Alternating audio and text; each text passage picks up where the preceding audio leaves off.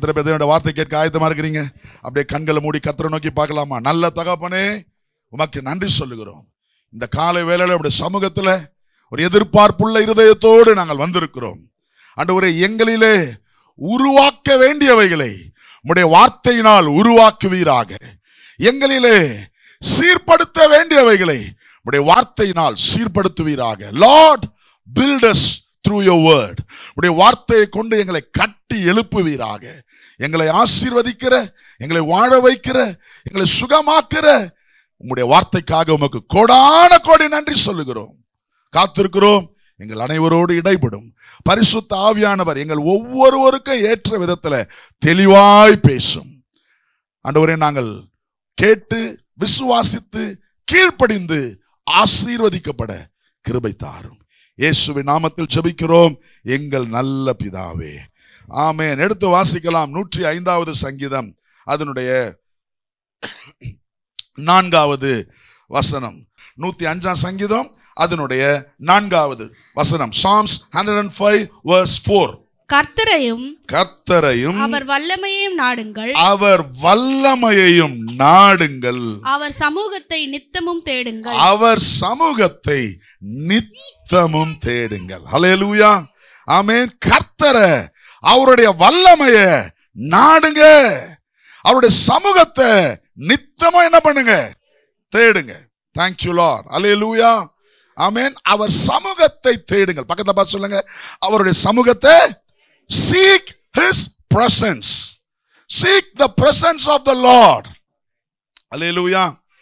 நாம சபைக்கு வருமே, எதற்கு வரும்? சபைக்கு வரும்பொழுதெல்லாம் தேவ சமூகத்தை, தேவ பிரசன்னத்தை நாம் தேடி வருகிறோம். ஹல்லேலூயா. ஒரு சில நேரம் ரொம்ப சந்தோஷமா இருக்கும் உங்களெல்லாம் நினைக்கும் பொழுது. ஏன்னா வாரம் ஃபுல்லா வேலைக்கு போறீங்க. காலையில 8 மணிக்கு எழுந்து கிளம்பி ஆபீஸ்க்கு போயிட்டு சாயங்காலம் 9 மணி 9:30 மணிக்கு வீட்டுக்கு வரீங்க. ஒவ்வொரு நாளும் இந்த வேலை. ஞாயிற்றுக்கிழமை ஒரு நாள் தான் என்ன கிடைச்சிருக்குது? லீவு கிடைச்சிருக்குது. உலகத்துல எத்தனையோ பேர் பாத்தீங்கன்னா அந்த ஞாயிற்றுக்கிழமை அடிச்சு போட்டா மாதிரி தூங்கி 11 மணிக்கு எழுந்து நல்லா குளிச்சுட்டு சாப்பிட்டுட்டு திரும்ப படுத்து அந்த நாள் அவங்க என்ன பண்றாங்க? ரெஸ்ட் எடுக்கிறாங்க. என்ன பண்றாங்க? உலகத்துல இருக்கிறவங்க எல்லாம் ரெஸ்ட் எடுக்கிறாங்க. ஆனா சபையில இருக்கிற ஜனங்க உங்களை நினைக்கும் பொழுது ரொம்ப சந்தோஷம். மனுஷன் நானே சந்தோஷப்பட்டேன்னா ஆண்டவர் எந்த அளவுக்கு சந்தோஷப்படுவாரு? காலையில 6:30 மணி ஆராதனைக்கு 5 மணிக்கெல்லாம் எழுந்து குளிச்சு ஆயத்தப்பட்டு ரெடி ஆகி கரெக்டா 6:30க்கெல்லாம் ஆராதனைக்கு வந்துடுறீங்க. அல்லேலூயா.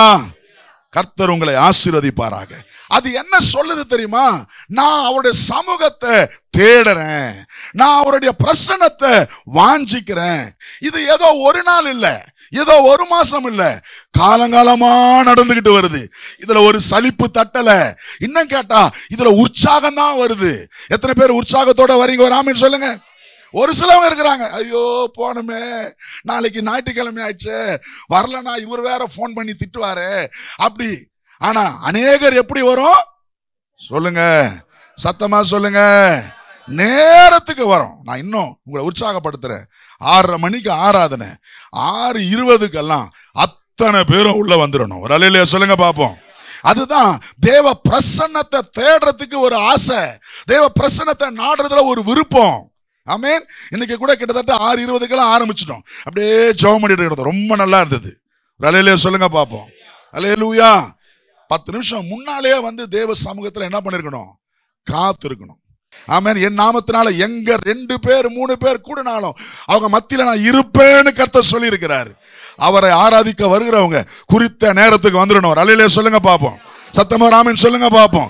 ஒருவேளை கொஞ்சம் காலதாமதமா வர்றவங்க இருந்தீங்கன்னா உங்களை நீங்களே மாத்திக்குங்க இயேசுவின் நாமத்தினால. சொல்லுங்க, நான் நேரத்துக்கு வருவேன், அவர் சமூகத்தை தேடி ஓடி வருவேன். அல்லேலூயா. எனக்கு ரொம்ப சந்தோஷம். ஒரு சிலவங்க இப்ப நம்ம ராஜா வந்து முடிச்சூர்ல இருந்து வராரு. இங்க 6:30 மணி ஆராதனைனா அவரு 5 மணிக்கெல்லாம் வீட்டை விட்டு கிளம்பணும். நான் பல்லாவரத்துல இருந்து வரேன், 5:30 மணிக்கு வீட்டை விட்டு 5:30 மணிக்கு நான் காரை ஸ்டார்ட் பண்ணணும். அப்பதான் இங்க 6:10க்கு 6:15க்கு வந்துட முடியும். ஆனாலும் தேவன் அந்த ஆர்வத்தை நமக்குள்ள கொடுத்திருக்கிறாரு. செகண்ட் சர்வீஸுக்கு ஒரு குடும்பம் குடுவாஞ்சேரியில இருந்து வராங்க. ரொம்ப சந்தோஷம். முன்னால நம்ம தலைவர் ஊரை பக்கத்துல வந்துட்டு இருந்தாங்க, நம்ம பிரதர் செந்தில் ஃபேமிலி. இன்னும் தூரத்துல தான் கர்த்தர் கொண்டு வருவார். ஆமென் சொல்லுங்க. அல்லேலூயா. ஆமென். நிறைய அலுவல்கள் இருக்கும், நிறைய வேலை இருக்கும். ஆனாலும் என் ராஜாதி ராஜாவுக்கு முன்னால நான் ஒன்றுமே இல்லை. என் அலுவல் ஒன்றும் இல்லை, என் வேலை ஒன்றும் இல்லை. நான் அவர் சமூகத்தை தேடி ஓடி வருவேன். ஆமென் சொல்லுங்க. அல்லேலூயா. உங்களுக்கு நீங்களே கரங்களை தட்டி கொள்ளுங்க பாப்போம். கர்த்தர் சமூகத்தை தேடி ஓடி வருகிற உங்களை கர்த்தர் ஆசீர்வதிப்பார். நிறைய நேரம் ரொம்ப சந்தோஷம். முக்கியமானவங்க வீட்டுல கல்யாணம் வச்சிருக்கிறாங்க, கல்யாணத்தை விட்டுட்டு கர்த்தரை தேடி வரீங்க, கர்த்தர் உங்களை ஆசீர்வதிப்பார். காது குத்துற நிகழ்வு இருக்குது, அதை விட்டுட்டு தேவ சமூகத்தை தேடி வரீங்க, கர்த்தர் உங்களை ஆசீர்வதிப்பார். சமூகத்தை விட்டுட்டு காது குத்த போனவங்களை கர்த்தர் என்ன பண்ணுவார் எனக்கு தெரியாது. இதுக்கு அல்லேலூயா சொல்ல மாட்டீங்க, இதுக்கு ஆமேன் சொல்ல மாட்டீங்க. அதுக்கு மட்டும் அல்லேலூயா ஆமேன் வந்தது. நிறைய பேர் அப்படியும் செய்யறோம்ல. தேவ சமூகத்தை விட்டுட்டு காது குத்து விழாவை சிறப்பிக்க போனோம். நீங்க போனாலும் போவாட்டியும் அது சிறப்பா தான் நடக்க போகுது. சொல்லுங்களேன். அல்லேலூயா. ஆமென். ஆனா தேவ பிரசன்னத்துக்கு வராததுனால உங்களுக்கு தான் ஆசீர்வாதம் குறைவு. ஆமென். சத்தமா சொல்லுங்க, இதுக்கு ஆமென் சொல்லுங்க. ஆனா நம்மள நிறைய பேர் ரொம்ப சந்தோஷம், ஆர்வமா ஓடி வரீங்க. அவர் சமூகத்தை நித்தமும் தேடுகிறேன். இங்க போட்டிருக்குது, seek his presence daily. அவர் சமூகத்தை என்ன பண்ணு, நித்தமும் தேடு. டெய்லி சர்ச் வச்சா எப்படி இருக்கும் சொல்லுங்க. அல்லேலூயா. ஆதி அப்போஸ்தல நாட்களில ரட்சிக்கப்படுகிறவர்களை அனுதினமும் கர்த்தர் சபையில என்ன பண்ணாரா? அப்பனா சபை என்னைக்கோ டெய்லி இருந்துதான். சரி, இப்ப நமக்கு டெய்லி வாரத்துக்கு ஒரு நாள் வச்சாலே 4 சேர் காலியா இருக்குது. நான் டெய்லி வச்சா நானும் மட்டும் தான் இருக்கணும், 2-3 பேர் மட்டும் தான் என்ன பண்ணுவோம் இருப்போம். சரி பரவாயில்ல. ஆனா நீங்க ஒவ்வொரு நாளும் கர்த்தரை தேட பழக வேண்டும், அவர் சமூகத்தை தேட வேண்டும். இதை சங்கீதக்காரன் ஒரு எச்சரிப்பாக, ஒரு கட்டளையாக, ஒரு வேண்டுகோளாக அது சொல்றார். என்ன பண்றார் வாசிங்க. கர்த்தரையும் அவர் வல்லமையையும் நாடுங்கள், அவர் சமூகத்தை நித்தமும் தேடுங்கள். அவர் சமூகத்தை டெய்லி தேடு. பக்கத்தை சொல்லுங்க, அவர் சமூகத்தை seek his presence daily. அல்லேலூயா. சரி, அவருடைய சமூகம் எங்க இருக்குது கொஞ்சம் பேசுவோமா நம்ம? அவர் சமூகம் எங்க இருக்குது? Where is his presence? அவர் சமூகம் எங்க இருக்குது? இதுக்கும் சங்கீதக்காரனே பதில் சொல்றாரு. வாசிப்போமா? 139வது சங்கீதம், 139வது சங்கீதம் 7ஆம் வசனம் முதற்கொண்டு வாசிங்க பாப்பா. எடுத்துவாங்க வாசிங்க. 139வது சங்கீதம் 7ஆம் வசனம் முதற்கொண்டு. உம்முடைய ஆவிக்கு மறைவாக எங்கே அப்ப சங்கீதக்காரன் சொல்றான் பாருங்க, உங்க சமூகத்தை விட்டு நான் எங்க போக முடியும்? வாசிங்க. உம்முடைய சமூகத்தை விட்டு எங்கே ஓடுவேன்? உம்முடைய சமூகத்தை விட்டு எங்க போக முடியும் ஆண்டவரே? வாசிங்க. நான் வானத்திற்கு ஏறினாலும், நான் ஹெலிகாப்டர்லயோ ஏரோப்ளேன்லயோ இல்ல பாராசூட்லயோ இல்ல ஜெட்லயோ வானத்துக்கு ஏறினாலும் நீர் அங்கே இருக்கிறீர். அல்லேலூயா. சத்தமா சொல்லுங்க, ஒரு அல்லேலூயா சொல்லுங்க. நீர் அங்கே இருக்கிறீர். ஆமென். நான் வானத்துக்கு ஏறினாலும் நீங்க என்ன பண்றீங்க சொல்லுங்க? அங்கே இருக்கிறீங்க. அப்புறம் நான் பாதாளத்தில் படுக்கை போட்டாலும், போய் பாதாளத்துல போயிட்டு படுத்துக்கலாம்னு நினைச்சாலும் நீர் அங்கேயும் இருக்கிறீர். அங்கேயும் இருக்கிறீர். நான் விடியற் காலத்து செட்டைகளை எடுத்து சமுத்திரத்தின் கடையாந்திரங்களே போய் தங்கினாலும், சமுத்திரத்தின் கடையாந்திரங்கள்ல ஓரத்துல பீச்ல அந்த பக்கம் படகெடுத்து போய் தங்கினாலும் அங்கேயும் உமது கை என்னை அங்கேயும் உமது கரம் என்னை நடத்தும். அல்லேலூயா. ஆமென். உமது வலது கரம் என்னை பிடிக்கும். உமது வலது கரம் என்ன பிடிக்கும். என்ன சொல்றாரு இவரு? எங்க போனாலும் உங்க சமூகம் இருக்குது. ஆமென் சொல்லுங்க. ஆமென். அவர் சமூகம் சபையில ஒன்று சேர்ந்து வரும்போது மாத்திரமில்ல, God is everywhere. You can feel his presence everywhere. எத்தனை பேர் ஆமென் சொல்றீங்க? எங்க இருந்தாலும் தேவ சமூகத்தை ஒரு தேவ பிள்ளையால உணர முடியும். பக்கத்தப்பா சொல்லுங்க, நீங்க எங்க இருந்தாலும் தேவன் உங்களோடு இருக்கிறார், தேவ சமூகம் உங்களோடு இருக்குது, தேவ பிரசன்னம் உங்களோடு இருக்குது. அந்த சமூகத்தை நித்தமும் நாடுங்கள். ஆமென். தேவன் உங்களோடு இருக்கிறத நீங்க விரும்பணும், தேவன் உங்களோடு இருக்கிறத நீங்க நாடணும். சத்தமா ஒரு ஆமென். நம்முடைய சகோதரர்கள் இருக்கிறாங்கல்ல, ரட்சிக்கப்படாத இந்து மத மாற்று மத சகோதர சகோதரிகள், அவங்களுக்கு நிறைய பேருக்கு என்ன தெரியுமா பழக்கம்? அவங்க கடவுளை ஒரு கோயிலை கட்டி அந்த கோயிலுக்கு உள்ள உட்கார வச்சு அந்த கோயிலை பூட்டு போட்டு கதவை போட்டு அதுக்கு ஒரு பூட்டையும் போட்டு தொங்க வச்சு என்ன பண்ணுவாங்க தெரியுமா? காலையில கடவுளே நான் காலையில எழுந்து நல்லா குளிச்சு பட்டெல்லாம் போட்டு என்னை சுத்தப்படுத்திக்கிட்டு சுத்தபத்தமா உன்கிட்ட வந்து நான் என்ன பண்ணுவேன்? மண்டிடுவேன். அப்போ உன் சமூகம் எனக்கு வேணும். ஆனா அதுக்கப்புறம் உன்னை பூட்டு போட்டுட்டு நான் போயிட்டு சாராய பாட்டில் எடுத்து சாராயம் குடிப்பேன், சிகரெட் எடுத்து சிகரெட்டை குடிப்பேன், கண்ட தப்பு காரியத்தை பண்ணுவேன், கெட்ட வார்த்தைகளை பேசுவேன், என் விருப்பம் போல வாழ்வேன். நீ என் கூட என்ன பண்ணிடாத, வந்துடாத, பத்திரமா அங்கேயே. நாளைக்கு காலையில திரும்பவும் என்ன பண்ணுவேன்? எழுந்து சுத்தபத்தமா குளிச்சு பட்டையெல்லாம் போட்டு பக்தியா வந்து ஆண்டவரே உன் சமூகம் வேணும்னு சொல்லி என்ன பண்ணுவேன்? கும்பிடுவேன். அதுக்கப்புறம் திரும்பவும் உன்னை பூட்டு போட்டுருவேன். நீ என்ன பண்ண? அங்கேயே இரு. நான் போய் என் வேலையெல்லாம் செஞ்சுட்டு திரும்ப நாளைக்கு காலைல. இது அவங்க எண்ணம். பக்கத்தை சொல்லுங்க, இது யார் எண்ணம்? ஆனா நம்ம ஆண்டவர் விக்டர் கொஞ்சம் முன்னால வாங்கலேன், கொஞ்சம் ப்ளீஸ் முன்னால வாங்கலேன். நம்ம ஆண்டவர் எப்படி தெரியுமா? வாங்க, என் முன்னால வாங்க, அப்படி திரும்பி நில்லுங்க. இவர் தான் நம்ம ஆண்டவர் வச்சுங்களேன். நம்ம சட்டையை பிடிச்சிக்கிட்டே பின்னால வருவார். எங்க போனாலும் தேங்க்யூ, எங்க போனாலும் சொல்லுங்க. ஆமா, அவருக்கு மறைவா நான் எங்க போக முடியும்? அததான் இங்க சங்கீதக்காரர் சொல்றான், வானத்துக்கு ஏறனா நீர் அங்கே இருக்கிறீர், பாதாளத்துல போய் படுக்க போட்டா அங்கேயே இருக்கிறீர், சமுத்திர கரைகளுக்கு அப்பால போய் இருந்தாலும் அங்கேயே இருக்கிறீர், இருளுக்குள்ள போய் மறைஞ்சிக்கலான்னாலும் எல்லா லைட்டும் ஆஃப் பண்ணிட்டு இருட்டுக்குள்ள மறைச்சிக்கலான்னு பார்த்தாலும் அங்கேயும் உம்முடைய கரம் என்னை தாங்குகிறது. எங்கேயா போவேன்? பக்கத்தப்பா சொல்லுங்க, அவரை சமூகத்தை விட்டு எங்கேயும் போகவே அந்த உணர்வு நமக்கு இருக்க வேண்டும். தேவ மனுஷிக்கு இந்த உணர்வு இருக்கணும்.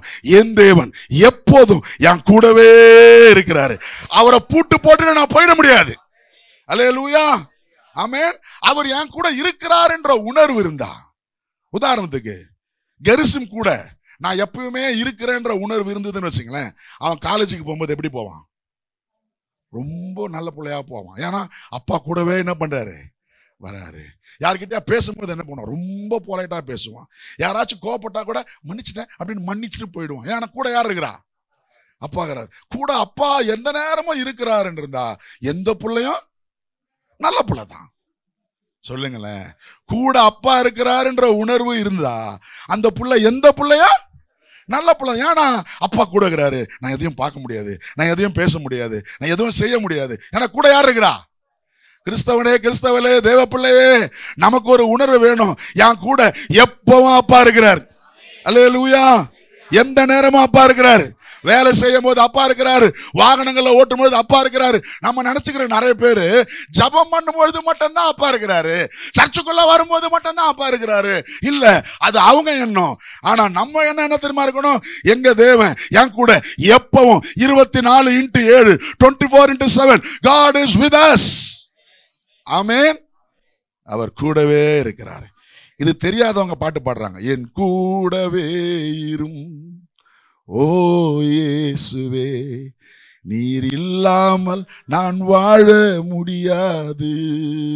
இந்த பாட்டு ராகத்துக்கு நல்லா இருக்குது, ஆனா வார்த்தையில எனக்கு ஒத்து வராது. ஏன்னா அவர் எப்பவும் என் கூட தான் இருக்கிறாரு. எத்தனை பேர் ஆமென் சொல்றீங்க? தேவனுடைய பிரசன்னம் கூடவே இருக்குது. ஆனா அதை உணர்ற ஒரு அனுபவத்தை கர்த்தர் நமக்கு தருவாராங்க. ஒரு பையன் சைக்கிள்ல இந்த லைட் இல்லாம ஓட்டிட்டு போனப்ப போலீஸ்காரர் என்ன பண்ணிட்டாரு? பிடிச்சிட்டு லைட் இல்லாம ஏன் நீ சைக்கிள் ஓட்டுற அப்படின்னு கேட்டதுக்கு அந்த பையன் சொன்னானா, சார் என்ன சார் பேசுறீங்க, நம்ம அரசாங்கம் செலவு பண்ணி தெருவெல்லாம் லைட் போட்டுக்குது, தெருவெல்லாம் லைட் போட்டுக்குது, இவ்வளவு லைட் இருக்கும்போது என் சைக்கிள்ல இந்த சின்ன லைட் இல்லைன்னா என்ன சார், கண்டுக்காம விட்டு போங்க சார் அப்படின்னு அந்த பையன் என்ன பண்ணானா, ரொம்ப புத்திசாலியா பதில் சொன்னானா. உடனே இந்த போலீஸ்காரர் என்ன பண்ணாரா, குனிஞ்சு சைக்கிள் இருக்கிற வால் டியூப்ல காத்து என்ன பண்ணி விட்டாரான், புடுங்க போனா. சார் சார் சார் என்ன சார் பண்றீங்க நானா? டேய், ஆண்டவன் உலகமெல்லாம் காத்த இவ்வளோ படைச்சு வச்சுக்கிறான், எதுக்குடா உன் டயர்ல காத்து இருக்கணும், புடி விட்டுறான் நானா. புரியுதுங்களா நான் சொல்றது? கொஞ்சம் பேருக்கு புரியுது, நிறைய பேருக்கு புரியல. புரியாதவங்களுக்கு ஸ்தோத்திரம். யோசிச்சுனே இருங்க, அப்புறம் புரிய வரும். சரியா? இப்ப என்ன சொல்ல வரேன் தெரியுமா? உலகமெல்லாம் காத்து இருந்தாலும் நம்ம டயர்ல என்ன இருக்கணும்? அப்பதான் சைக்கிள் சுமுகமா ஓடும். அதே மாதிரி தேவ பிரசன்னம் எல்லா இடத்துல இருந்தாலும் நாம அதை உணர்றவங்களா இருக்கணும். அப்பதான் நம்ம வாழ்க்கை சுமுகமா ஓடும். God is everywhere, God is everywhere, God is everywhere. நிறைய பேர் சொல்றான் அவர் தூணிலும் இருப்பார், அவர் துரும்பிலும் இருப்பார். ஆனா தூண்ல இருக்கிறவர் துரும்புல இருக்கிறவர் உன் கூட இருக்கிறார் என்ற உணர்வு இருந்தாதான் உங்களுக்கு ஆசீர்வாதம். எத்தனை பேர் ஆமென் சொல்றீங்க? பக்கத்தப்பா சொல்லுங்க. அவர் தூண்ல இருக்கிறத காட்டிலும் அவர் துரும்புல இருக்கிறத காட்டிலும் உங்களோடு இருக்கிறது அதிக நிச்சயம். அல்லேலூயா, ஆமென் சொல்லுங்க. தேவ பிரசன்னம், ஆமென். அது நித்தமும் நாடுங்கள், டெய்லி தேடுங்க, டெய்லி பிரசன்னத்தை தேடுங்க. ஒன்று கவனிங்களேன், தேவ பிரசன்னம் இல்லாதது, தேவ சமூகத்தை விட்டு விலகினவங்க ஒரு 3 பேரை நான் உங்களுக்கு சொல்றேன் பாருங்க. ஆதாம் ஏவாள். சொல்லுங்க யாருங்க? நம்பர் 1 யார்? ஆதாம். ஆதியாகமம் 3ஆம் அதிகாரம் 8ஆம் வசனம் வாசிங்களேன். ஆதியாகமம் 3ஆம் அதிகாரம் 8ஆம் வசனம் வாசிச்சு பாருங்க. என்ன இருக்கு? பகலில் குளிர்ச்சியான வேளையிலே தோட்டத்தில் உலாவுகிற தேவனாகிய கர்த்தருடைய சத்தத்தை அவர்கள் கேட்டார்கள். ஆதாமும் ஏவாளும் கேட்டார்கள். அப்பொழுது ஆதாம் அவன் மனைவியும் தேவனாகிய கர்த்தருடைய சந்நிதிக்கு விலகி போதும் கவனிங்க. தேவ சமூகத்தை விட்டு என்ன பண்ணிட்டாங்க? விலகிட்டாங்க. அவரோட இருந்தவங்க விலகிட்டாங்க. அப்படியே வச்சுங்க, அந்த பக்கத்தை வச்சுங்க. இப்ப 17ஆம் வசனம் வாசிங்க பாப்போம். 17ஆம் வசனம். தேவ சமூகத்தை விட்டு விலகினவங்களோட நிலைமை என்னாச்சு பாருங்க. பின்பு அவர் ஆதாமை நோக்கி, நீ உன் மனைவியின் வார்த்தைக்கு செவி கொடுத்து புசிக்க வேண்டாம் என்று நான் உனக்கு விலக்கின விருட்சத்தின் கனியை புசித்தபடியினாலே பூமி உன் நிமித்தம் சபிக்கப்பட்டிருக்கும். அடுத்தது, நீ உயிரோடு இருக்கும் நாளெல்லாம் வருத்தத்தோட அதன் பலனை புசிப்பாய். போதும். என்ன பண்ணுவீங்க? நீ சமூகத்தை விட்டு விலகினதுனால வருத்தத்தோட அப்பம் புசிப்பாய். என்ன பண்ணுவே? யாரெல்லாம் தேவ பிரசன்னத்தை விட்டு விலகுறாங்களோ அவங்களுடைய வாழ்க்கை வருத்தமாகவே இருக்கும். தேவனை விட்டு தூரம் இருக்கிறவங்களுடைய வாழ்க்கையை பாருங்க. பணத்துக்கு குறைவில்லை, வசதிக்கு குறைவில்லை, சொத்து சுதந்திரத்துக்கு குறைவில்லை, படிப்புக்கு பதவிக்கு குறைவில்லை. ஆனாலும் அவன் வாழ்க்கையில நிம்மதி இருக்குதான்னு கேட்டா நிம்மதி இல்லை. வருத்தத்தோட அப்பம் புசிக்கிறது. தேவ சமூகத்தை விட்டு விலகின எந்த மனுஷனும் சரி அவர்களுடைய வாழ்நாள் சஞ்சலம் நிறைந்தது, அவருடைய வாழ்நாள் வருத்தம் நிறைந்தது. எத்தனை பேர் ஒத்துக்கிட்டு வர ஆமென் சொல்றீங்க? அல்லேலூயா, ஆமென். அப்ப வாழ்க்கையில எப்ப மகிழ்ச்சி? தேவன் கூட இருந்தா சந்தோஷம். ஆதாமும் ஏவாளும் பாவம் செய்வதற்கு முன்னால தேவனோடு இருந்தாங்க. அந்த முழு தோட்டத்துக்குள்ள மகிழ்ச்சியோடு வாழ்ந்து வந்தார்கள். அல்லேலூயா. இன்றைக்கு நீங்களும் நானும் தேவ பிரசன்னத்துல இருக்கும் பொழுது நம்முடைய வாழ்நாள் மகிழ்ச்சி நிறைந்ததாய் மாறும், சஞ்சலம் உள்ளதா இருக்காது. ஆனா எப்ப தேவன் இல்லையோ, where there is no God there is a problem. அங்க சஞ்சலம், வருத்தத்தின் அப்பம். சொல்லுங்க, என்ன அப்பம்? வருத்தத்தின் அப்பம். இரண்டாவது ஒரு ஆள் இருக்கிறார், காயின். 4ஆம் அதிகாரம், ஆதியாகமம் 4ஆம் அதிகாரம் 14ஆம் வசனம் வாசிங்க பாப்போம். ஆதியாகமம் 4:14. இன்று என்னை இந்த தேசத்திலிருந்து துரத்தி விடுகிறீர். அவனை ஆண்டவர் சமூகத்தில் துரத்திட்டார் இல்லையா? காயினை துரத்தி விடுகிறீர், ஆபேலை கொன்னதுனால துரத்தி விடுகிறீர். நான் உமது சமூகத்துக்கு விலகி மறைந்து நான் உமது சமூகத்துக்கு விலகி மறைந்து சமூகத்தை விட்டு தூரம் போனா பூமியில் நிலையற்று அலைகிறவனாய் இருப்பேன். எப்படி இருப்பேன்? போதும். எப்படி இருப்பேன்? நிலையற்று அலைகிறவனா இருப்பேன். நல்லா கவனிங்களேன். எந்த ஒரு மனுஷனோ மனுஷியோ தேவ சமூகத்தை விட்டு விலகி தூரம் போனா அவங்க எப்படி இருப்பாங்களா? நிலையற்று அலைகிறவர்கள். என்னது? நிலையற்று அலைகிறவர்கள். தேவ சமூகம் இல்லைன்னா, தேவ பிரசன்னம் இல்லைன்னா அந்த வாழ்க்கை சந்தோஷம் இல்லாத வாழ்க்கை, அந்த வாழ்க்கை மகிழ்ச்சி இல்லாத வாழ்க்கை, அது சஞ்சலம் நிறைந்த ஒரு வாழ்க்கை. இன்னைக்கு நிறைய பேர் பார்த்தீங்கன்னா சின்ன வயசுல நீங்க இந்த சாராயம் குடிக்க பழகிறவன், சிகரெட் குடிக்க பழகிறவன், இவங்களெல்லாம் நீங்க கவனிச்சு பார்த்தீங்கன்னா 60 வயசு 70 வயசுல கத்துக்கிறான். எத்தனை வயசுல கத்துக்கிறாங்க? சின்ன வயசுல கத்துக்கிறாங்க. ஆனா சின்ன வயசு தான் வாழ்க்கையில ரொம்ப சந்தோஷமான வயசு. கரெக்டா? இப்போ நீங்க ஒரு 40 வயசு 50 வயசு ஆளை போய் கேட்டீங்கன்னா உங்க லைஃப்லயே ரொம்ப ஜாலியா இருந்த காலம் எதுங்கன்னா, நான் ஸ்கூல் படிக்கும் பொழுது, நான் காலேஜ் படிக்கும் பொழுது என்ன ஜாலியா இருந்தேன்ப்பா சொல்லுவாங்களா சொல்ல மாட்டாங்களா? ஏன்னா லைஃபோட சந்தோஷமான ஒரு வாழ்வே வாலிப பருவம், வாலிப பிரயாயம். நாங்க எல்லாம் ஒன்னா குளத்துல குதிச்சு நீச்சல் அடிச்சு என்ன ஜாலியா இருந்தோம் அப்படிலாம் சொல்லுவாங்க. இப்போ குளம் இருந்தாலும் குதிக்கிறதுக்கு மனசு வர மாட்டேங்குது. ஏன்னா கை பிடிச்சிக்குது, கால் பிடிச்சிக்குது, வலிக்குது வயசானவங்களுக்கு. கரெக்டா? ஆனா எந்த பிரயாயம், எந்த பருவம் சந்தோஷமான பருவம்னு சொல்றோமோ, எந்த பருவம் மகிழ்ச்சியான பருவம்னு சொல்றோமோ, அந்த பருவத்துல அவன் கெட்ட பழக்கங்களுக்கு அடிமையாகிறான். காரணம் என்ன தெரியுமா? இன்னும் மகிழ்ச்சியை தேடுறான். சொல்லுங்க, புரியுதா நான் சொல்றது? நண்பர்கள் கூட சேர்ந்து சிரிச்சு சந்தோஷமா இருக்கிறான். ஆனா ஒரு நண்பர் சொல்றான், இது நாடா சந்தோஷம், ஒரு இழுத்து பாடுறா, இன்னும் அப்படியா, இன்னும் சந்தோஷம் இருக்குதா? அப்ப என்ன அர்த்தம்? அவன் சந்தோஷமா இருக்கிறான்னு நினைச்சாலும் அவனுக்குள்ள இன்னும் சந்தோஷத்தை தேடுற ஒரு ஆசை இருக்கதான் செய்யுது. பத்தல, போதல. அப்புறம் சொல்றான், இது நாடா ஒரு பெக்கு போட்டு பாடுறா, ஃபாரின் போட்டு பாடுறான்றான். அப்ப இன்னும் சந்தோஷம் வருவானு. எந்த பருவம் சந்தோஷம் நிறைந்த பருவம்னு சொல்றோமோ அந்த பருவத்திலேயே சந்தோஷம் இல்ல. வேற எங்கேயாச்சும் கிடைக்காதா சந்தோஷம்? இங்க கிடைக்காதா? இந்த சினிமால கிடைக்காதா? அந்த பார்க்ல கிடைக்காதா? அந்த பொண்ணுகிட்ட கிடைக்காதா? அந்த பாட்டில்ல கிடைக்காதா? அப்படின்னு எல்லாரும் என்ன பண்ணிட்டு தான் இருக்கிறாங்க? தேடிக்கிட்டு தான் இருக்கிறாங்க. ஏன் தெரியுமா? நிறைவான சந்தோஷத்தை தருகிறவர் தேவன் ஒருவரே. அல்லேலூயா. எந்த ஒரு மனிதனோ மனுஷியும் தேவனுடைய பிரசன்னத்தை உணர ஆரம்பித்து விட்டார்களோ அவர்கள் வாழ்வில் சஞ்சலம் இருப்பது இல்லை. அவர்கள் நிறைவான வாழ்வோடு வாழ்வார்கள். யோனா 3வது நபர் தேவ சமூகத்தை விட்டு விலகி ஓடினார். அவனை சுத்தி இருந்த வாழ்க்கையெல்லாம் பிரச்சனை நிறைந்த வாழ்க்கையா மாறி போச்சு. கரெக்டா? கடல் கொந்தளித்தது, கப்பல் முழுகிற அளவுக்கு வாழ்க்கை மாறி போச்சு. இன்னைக்கு நான் ஒரு சம்பவத்தை மாத்திரம் சொல்லி நான் உங்களுக்காக நான் ஜெபிக்க ஆசைப்படுகிறேன். 3 குறிப்பு கொண்டு வந்தேன். ஆனா தேவ சமூகத்தை தேடுறதுனால வருகிற நன்மை, தேவ சமூகத்தை தினமும் தேடுதுன்னா அதுல என்ன ஆசீர்வாதம் இருக்கு? நான் 3 சொல்லிடுறேன், ஒண்ணுத்தை மட்டும் நான் விளக்குறேன்.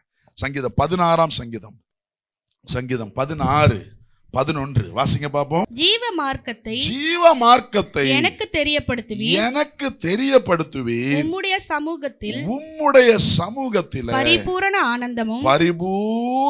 ஆனந்தமும் உம்முடைய வலது பாரிசத்தில் நித்திய பேரின்பமும் உண்டு. அல்லேலூயா. அவருடைய சமூகத்துல பரிபூரண ஆனந்தம். எத்தனை பேர் விசுவாசிக்கிறீங்க? There is a joy, abundant of joy in his presence. பணத்தினால வராத சந்தோஷம், பதவியினால வராத சந்தோஷம், உறவுகளினால வராத சந்தோஷம் எங்க கிடைக்கும்? அவருடைய சமூகத்துல கிடைக்கும். 90ஆம் சங்கீதம் 10ஆம் வசனம் நீங்க வாசிச்சு பாத்தீங்கன்னா அங்க தெரியும். 90ஆம் சங்கீதம் 10ஆம் வசனம் வாசிங்க பாப்போம். எங்கள் ஆயுசு நாட்கள் 70 வருஷம் பலத்தின் மிகுதியினால் 80 வருஷமாய் இருந்தாலும் அதன் மேன்மையானது வருத்தமும். அதன் மேன்மை என்னதான்? வருத்தமும் சஞ்சலமும். வருத்தம். மனுஷனுடைய வாழ்க்கை ஃபுல்லா வருத்தமும் சஞ்சலம் தான். ஆனா இந்த வருத்தமும் சஞ்சலமும் நிறைந்த வாழ்க்கையில எங்க சந்தோஷம்னா தேவ சமூகத்தில் சந்தோஷம், தேவ பிரசன்னத்துல ஒரு சந்தோஷம். நான் உங்களை பார்த்து சொல்றேன், ஒவ்வொரு நாளும் காலையில தேவனோட தேவ பிரசன்னத்துல ஒரு அரை மணி நேரம் இருந்துட்டு வாங்க. அந்த நாள் முழுக்க உங்களுக்கு மகிழ்ச்சி நிறைந்த நாளாய் மாறும், சந்தோஷம் நிறைந்த நாளாய் மாறும். நினத்தையும் கொழுப்பையும் உண்டது போல உங்களுடைய ஆத்துமா மகிழும் தேவ பிரசன்னத்துல இருக்கும் பொழுது. அல்லேலூயா. இன்னைக்கு நிறைய கிறிஸ்தவங்க வாழ்க்கையில கூட சந்தோஷத்தை பார்க்க முடியல. காரணம் என்ன தெரியுமா? தேவ பிரசன்னத்துக்குள்ள அவங்க இருக்கிறது இல்லை. நான் உங்களுக்கு சொல்றேன், நீங்க என் கூட சேர்ந்து நீங்க ஒத்துப்பீங்க. ரட்சிக்கப்பட்டவங்களையும் ரட்சிக்கப்படாதவங்களையும் முகத்துல பார்த்தாலே ஒரு வித்தியாசத்தை நீங்க என்ன பண்ண முடியும்? உண்மை இல்லையா? என்ன விஷயம்? அதே ஆளுதான் ரட்சிக்கப்படுறதுக்கு முன்னால இருந்த போட்டோவை பாருங்க, ஆனா அதே ஆளு ரட்சிக்கப்பட்ட பின்னால இருக்கிற போட்டோவை பாருங்க, முகத்திலேயே ஒரு மாற்றம் தெரியும். அவங்க மேக்கப் பண்ணிக்கல, அவங்க எந்த இதுவும் பண்ணல, அதே ஆள் தான். உன்ன கேட்டா ரட்சிக்கப்படுறதுக்கு முன்னால கண்டதையா மாட்டிக்கிட்டு இருந்தாங்க, இப்ப மாற்றதெல்லாம் கொஞ்சம் குறைச்சிட்டாங்க. ஆனாலும் இந்த முகத்துல ஒரு வித்தியாசம் இருக்குது. ஏன் தெரியுமா? மன மகிழ்ச்சி முகமலர்ச்சியை தரும். அல்லேலூயா. ஒரு ரட்சிப்பின் சந்தோஷம் முகத்தின் முக கலையையே மாத்தி விட்டுரும். தேவ சமூகத்துல ஒரு மகிழ்ச்சி இருக்குது. எத்தனை பேர் விசுவாசிக்கிறீங்க? ரட்சிக்கப்படும் பொழுது வருது மாத்திரம் இல்ல, அந்த மகிழ்ச்சி அந்த சந்தோஷத்தை தினந்தோறும் தக்க வைத்துக் கொள்ளுங்கள். Have the presence of God in your life daily. வாசிப்போம். ஏசாயா 9ஆம் அதிகாரம் 2-3 வசனங்களை வாசிப்போமா? ஏசாயா 9ஆம் அதிகாரம் 2-3. இருளில் நடக்கிற ஜனங்கள் இருளில் நடக்கிற ஜனங்கள் பெரிய வெளிச்சத்தை கண்டார்கள். பெரிய வெளிச்சத்தை பார்த்தாங்க. மரண இருளின் தேசத்தில் குடியிருக்கிறவர்களின் மேல் மரண இருளின் தேசத்தில் குடியிருக்கிறவர்கள் மேல் வெளிச்சம் பிரகாசித்தது. வெளிச்சம் பிரகாசித்தது. அந்த ஜாதியை திரளாக்கி, அந்த ஜாதியை திரளாக்கி, யார் இருள்ல இருந்தாங்களோ, யார் மரண பயத்துல இருந்தாங்களோ அவங்கள திரளாக்கி அதற்கு மகிழ்ச்சியை பெருக பண்ணினீர். அதற்கு மகிழ்ச்சியை பெருக பண்ணினீர். அத்தனை பேர் ஆமென் சொல்றீங்க? பக்கத்தை பார்த்து சொல்லுங்க. உங்களை திரளாக்கி உங்கள் மகிழ்ச்சியை பெருக பண்றதுதான் அவருடைய வேலை. அல்லேலூயா.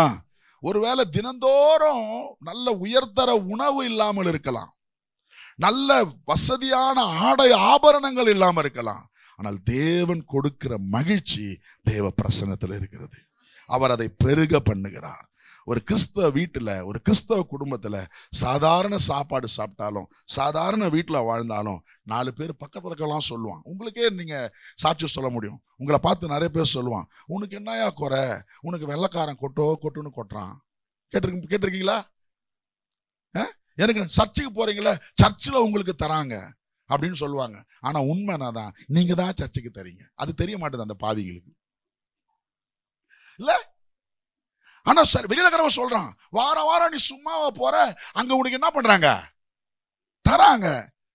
நீ சொல்லணும், வந்து பாரு, நான் சும்மா போல, என் கூட வா, நீ வந்து உட்கார்ந்து பாரு, நான் தருமா நீ தரையா? இல்ல, உண்மை என்னன்னா சர்ச்சில் இருந்து உனக்கு பொண்ணோ பொருளோ காசோ வர்றதில்ல, தேவ பிரசன்னம் வருகிறது. அந்த பிரசன்னம் உனக்கு மகிழ்ச்சியை தருகிறது. அதை வெளியில இருக்கிறவங்க கிட்ட இல்ல. பாக்குறவன் சொல்றான், சும்மாவா போறாங்க, அங்க கொட்டுன்னு கொட்டுறாங்க. ஆமாங்க, தேவ கிருபை கொட்டுது, தேவ பிரசன்னம் கொட்டுது, தேவ சாயல் கொட்டுது. அது முகத்துல தெரியுது. அல்லேலூயா, ஆமென். நீங்க நல்லா கவனிச்சு பாருங்களேன். நான் பல குடும்பங்களை பார்த்துருக்கிறேன். ரட்சிக்கப்படுவதற்கு முன்னால நொந்து நொடிஞ்சு போய் வந்தவங்கலாம் சபைக்கு வர வர வர கர்த்தர் அவர்களை ஆஸ்வதித்து அவருடைய முகத்துல ஒரு மாற்றம், வேலையில மாற்றம், குடும்பத்துல மாற்றம், வீட்டுல மாற்றம், பிள்ளைகள் வாழ்க்கையில மாற்றம். எத்தனையோ வீடுகளில ஒண்ணுமில்லாத வீட்டில இருந்து வந்த பிள்ளைகளை கர்த்தர் உயர் ஸ்நானங்களில வைத்திருக்கிறார். அல்லேலூயா. இது தேவ பிரசன்னம் செய்கிற வேலை. ஆமென். அதனால அந்த பிரசன்னத்தை தேடுங்க. மரண இருளில் இருக்கிற ஜனங்களுக்கு வெளிச்சத்தை கொடுத்து அவர்களுடைய மகிழ்ச்சியை கர்த்தர் என்ன பண்றாரா, பெருக பண்ணினீர். அடுத்த பகுதி சொல்லுது, அறுப்பில் மகிழ்கிறது போலவும் கொள்ளையை பங்கிட்டுக் கொள்ளுகையில் களி கூறுகிறது போலவும் உமக்கு முன்பாக. எத்தனை பேர் ஆமென் சொல்றீங்க? அல்லேலூயா. அறுப்பில் மகிழ்கிறது போலவும். எப்பெல்லாம் இந்த வயல்வெளியில அறுவடை நேரத்துல அறுக்கிறவங்களுக்கு ரொம்ப சந்தோஷம் இருக்கும். அதை நம்ம புரிஞ்சுக்கணும்னா, சம்பளம் வாங்குற அன்னைக்கு உங்களுக்கு எப்படி இருக்கும்? இதை நம்ம லாங்குவேஜ்ல போனோம்னா சம்பள நாளில் மகிழ்கிறது போல அப்படின்னு போட்டிருக்கணும். நம்ம பாஷைக்கு சம்பளம் வாங்கும் போது எப்படி, அந்த சம்பள நாள்ல வீட்டுல மனைவி கதவு திறக்கிறதே பல்ல இழிச்சின்னு கதவு திறப்பாங்க, என்னங்க அப்படின்னு. காஃபி நல்லா சூடா இருக்கும், நல்லா ஸ்ட்ராங்கா இருக்கும். ரொம்ப டயர்டா வந்திருப்பீங்க, உங்களுக்கு காஃபியோட கூட வடையும் செஞ்சு வச்சிருக்கிறேன்.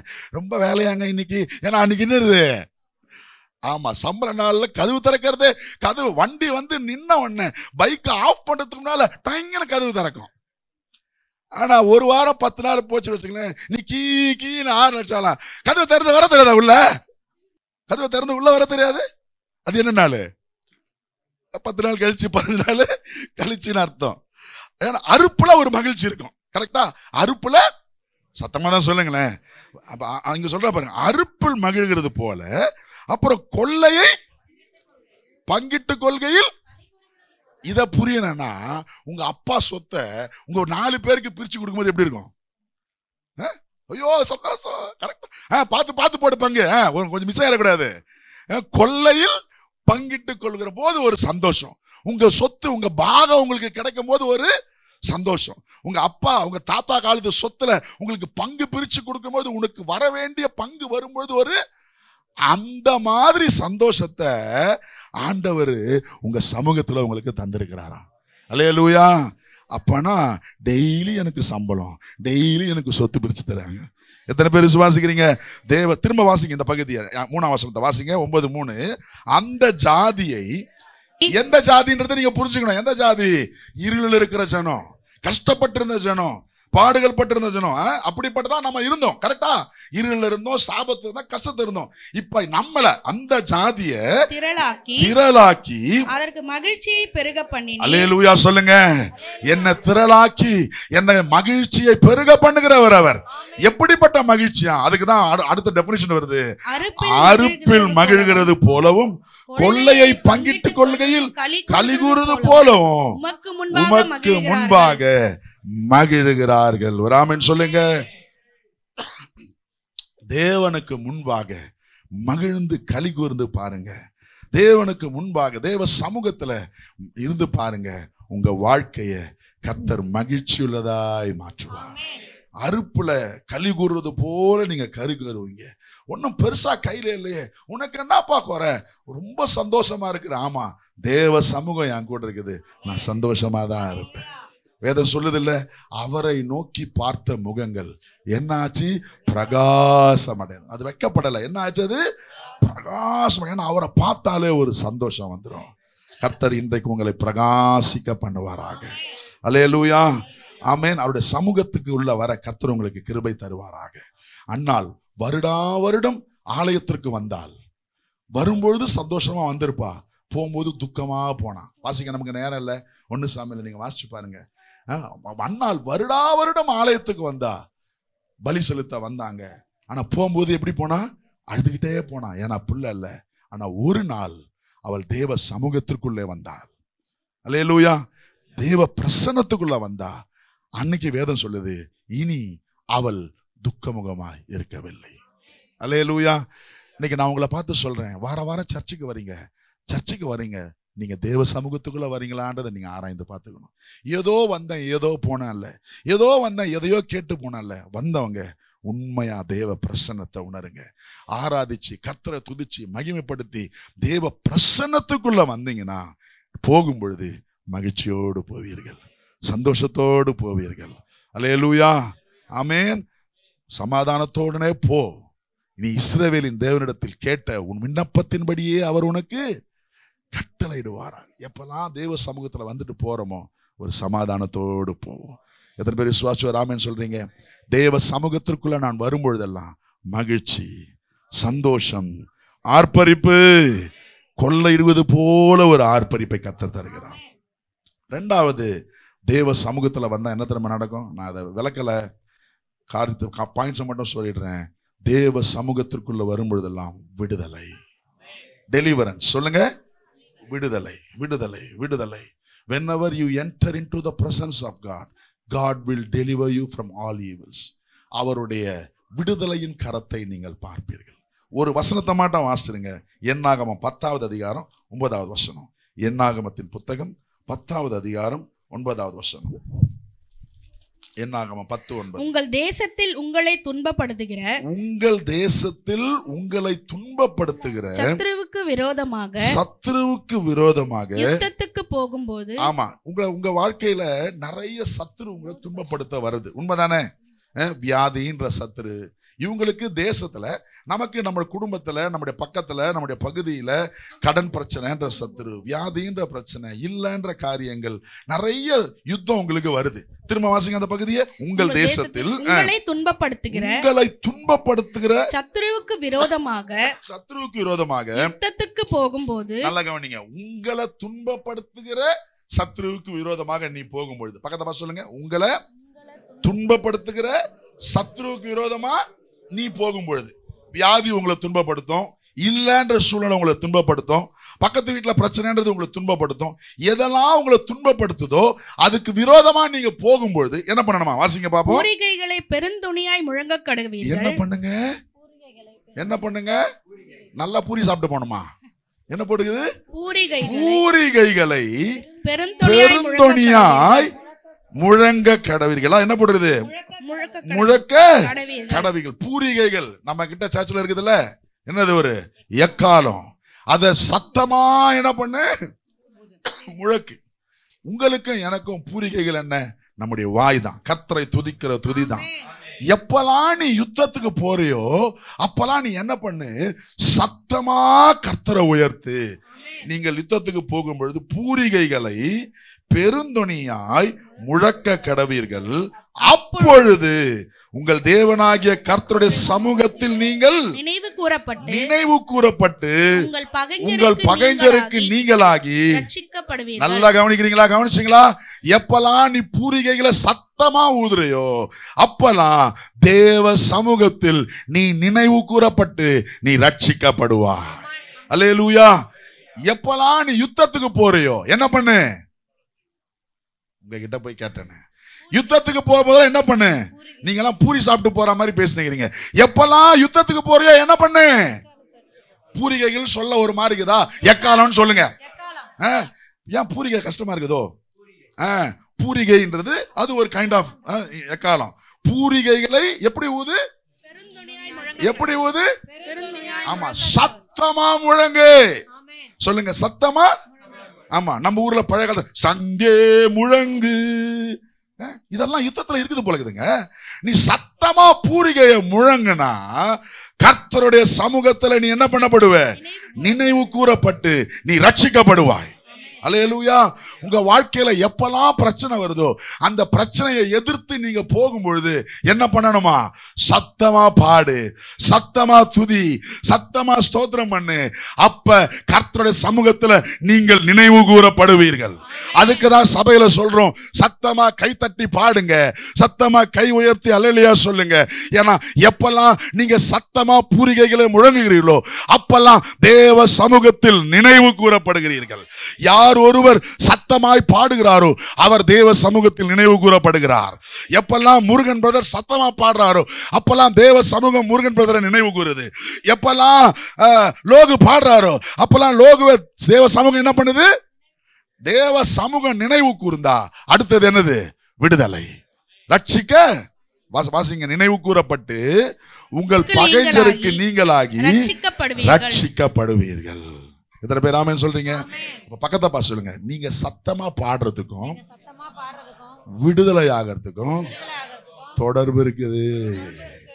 அல்லேலூயா, ஆமென். ஏன்னா எந்த ஒரு மனிதன் சத்தம் உயர்த்தி பாடுகிறானோ அப்பொழுது அவன் தேவ சமூகத்தில் நினைவு கூறப்படுகிறான். அல்லேலூயா. ஒரு எக்ஸ் ஒரு ஒய் ரெண்டு பேர் சர்ச்சுக்கு வராங்கன்னு வச்சுங்க. எக்ஸ் அமைதியா ஆராதிக்கிறாரு, ஒய் ஆர்ப்பரிச்சு ஆராதிக்கிறாரு.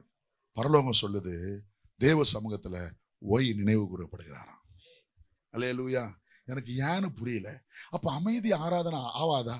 ஓகே, அதுக்கும் காரியங்கள் இருக்குது. ஆனா ஆண்டவர் ரொம்ப தெளிவா சொல்றாரு, நீ ஒரு பிரச்சனைன்னு வந்தா, ஒரு யுத்தம்னு வந்தா, யுத்தத்துக்கு போறதுக்கு முன்னால நீ பூரிகைகளை முழங்கு. ஆமென். சத்தமிட்டு முழங்கு தேவனை. அப்பதான் தேவ சமூகத்துல என்ன பண்ணப்படுவ? நினைவு கூறப்படுவாய். உங்களுக்கு யோசபாத்தின் சம்பவம் தெரியல, 2 வாரத்துக்கு முன்னால பேசணும்ல. யுத்தம் வந்தது, அவனுக்கு எதிராக 3 விதமான கூட்டங்கள் எழும்பி வந்தார்கள். அவன் என்ன பண்ணான்? பூரிகைகளை ஊதுகிற நிறுத்தி சொன்னான், கர்த்தர் நல்லவர், அவர் கிருபை என்றும் உள்ளது என்று சொல்லி பாடுகிற பாடகர்களை நிறுத்தினான். என்ன ஆச்சு? எதிரிகள் தங்களுக்கு தாங்களே வெட்டுண்டு. ஏன்னா கர்த்தர் சமூகத்தில் அவர்கள் நினைவு கூறப்பட்டார்கள். ஆமென்.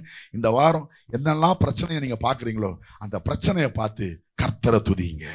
அந்த பிரச்சனைக்கு முன்னால தேவனை உயர்த்தி பேசுங்க. அல்லேலூயா.